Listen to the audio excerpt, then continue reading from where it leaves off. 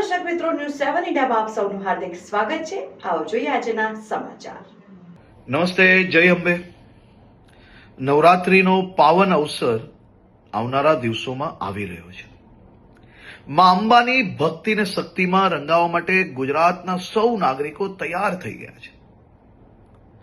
નવરાત્રીના આ પાવન અવસરે સૌ ખેલૈયાઓ દિલ મૂકીને માં અંબાની ભક્તિ અને શક્તિમાં રંગાઈ શકે, ગરબે ઘૂમી શકે તે માટે ગુજરાતના મુખ્યમંત્રી શ્રી ભૂપેન્દ્રભાઈ પટેલના માર્ગદર્શનમાં ગુજરાત સરકારે છેલ્લા અનેક વર્ષોથી નવરાત્રી મોડે સુધી રમી શકે, સાથે સાથે મોડી રાત સુધી નાના નાના વેપારીઓ, ફેરિયાઓ અને જે લોકો દરરોજ આ કામ કરીને એમનું પરિવાર ચલાવે છે, તેમનો ધંધો રોજગાર ચાલી શકે તેની બી ચિંતા કરવામાં આવતી હોય છે.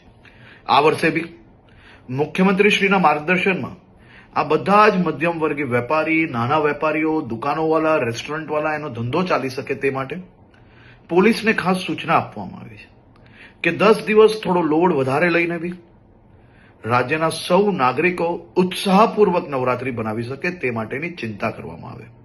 સાથે સાથે સૌ ખેલૈયાઓ અને આયોજકોને બી વિનંતી છે કે આપણું મ્યુઝિક, ડીજે, બેન્ડ આ બધું આપણા જ આજુબાજુમાં રહેતા લોકો, અગર હોસ્પિટલની બાજુમાં આયોજન કરતા હો તો ત્યાં આ બધી જ જગ્યાઓ પર લોકો બીજા જે ત્યાં રહે છે તે હેરાન ના થાય તેની બી જવાબદારી આપણી છે.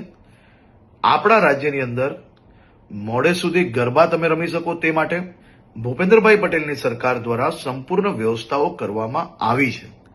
પરંતુ સાથે સાથે એક જવાબદાર નાગરિક તરીકે તમે બી સૌ લોકો પોતપોતાનો ફરજ અદા કરશો તેવો મને 100% વિશ્વાસ છે. સૌ લોકોને ફરી એકવાર જય અંબે અને આપ સૌ લોકોને નવરાત્રીની ખૂબ ખૂબ શુભકામનાઓ હમણાંથી જ આપું છું. નવરાત્રીમાં દિલ મૂકીને આપ સૌ લોકો માં અંબેની ભક્તિ કરી શકો તેવી આપ લોકોને ખૂબ ખૂબ શુભકામનાઓ.